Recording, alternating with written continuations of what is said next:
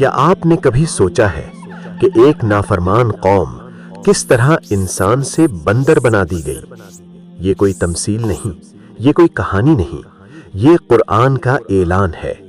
وہ لوگ جو اللہ کے حکم کو جانتے تھے پھر بھی اس سے کھیلتے رہے، اور پھر ایک صبح ان کی شکلیں بدل گئیں، ان کی پہچان مٹ گئی۔ یہ واقعہ کیوں ہوا، کس دور میں ہوا، اور حضرت داؤد علیہ السلام اس تاریخ میں کہاں کھڑے تھے؟ بنی اسرائیل کی تاریخ عبرت سے بھری ہوئی ہے۔ یہ وہ قوم تھی جس پر انبیاء آتے رہے، جسے کتابیں ملیں، جسے معجزے دکھائے گئے۔ حضرت داؤد علیہ السلام اسی قوم کے عظیم نبی اور بادشاہ تھے۔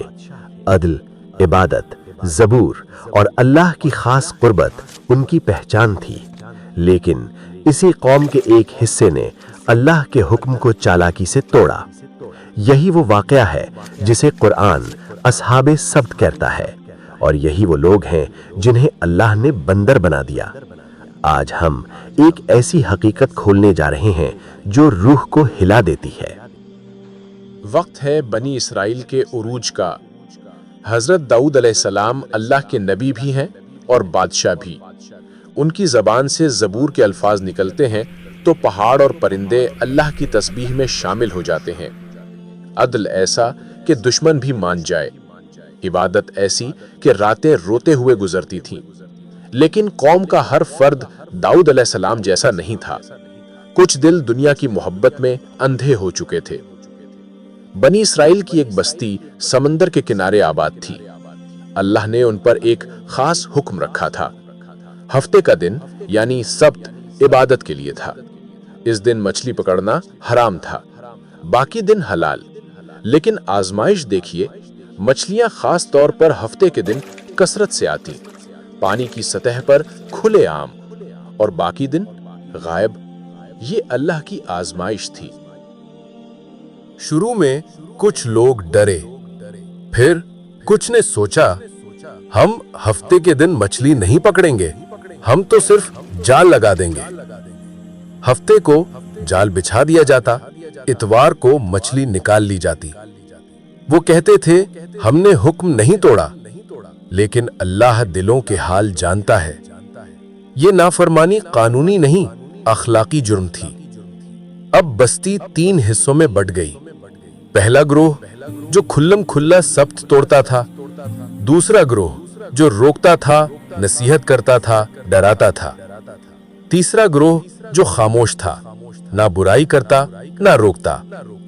وہ کہتے تھے ہم کیوں بولیں، اللہ خود سزا دے گا۔ یہ خاموشی اللہ کو پسند نہ آئی۔ پھر وہ صبح آئی جس کا کسی نے تصور نہ کیا تھا۔ قرآن کہتا ہے ہم نے کہا ذلیل بندر بن جاؤ۔ چہرے بدل گئے، آنکھوں میں انسان تھا، صورت بندر کی۔ وہ بول نہ سکے، صرف چیخ سکے۔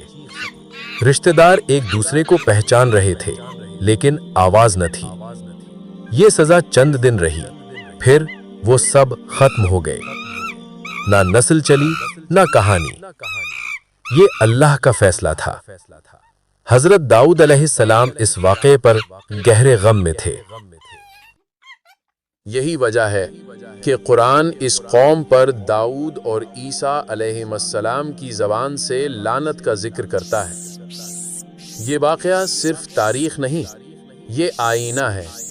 یہ ہمیں بتاتا ہے کہ اللہ کے حکم سے چالاکی نہیں چلتی۔ ظاہری ہیلا باطنی نافرمانی کو چھپا نہیں سکتا، اور یہ بھی کہ خاموشی بھی جرم بن سکتی ہے جب برائی عام ہو۔ آج ہم کہاں کھڑے ہیں؟ کیا ہم حکم کو توڑ کر دل کو مطمئن کر لیتے ہیں؟ یہ داستان ہمیں جگانے آئی ہے۔ سبق لینے والے آج بھی زندہ ہیں۔ صبر کو مضبوطی سے تھام لو، بے شک اللہ صبر کرنے والوں کے ساتھ ہے۔ دنیا کی زندگی تمہیں آخرت سے غافل نہ کرے۔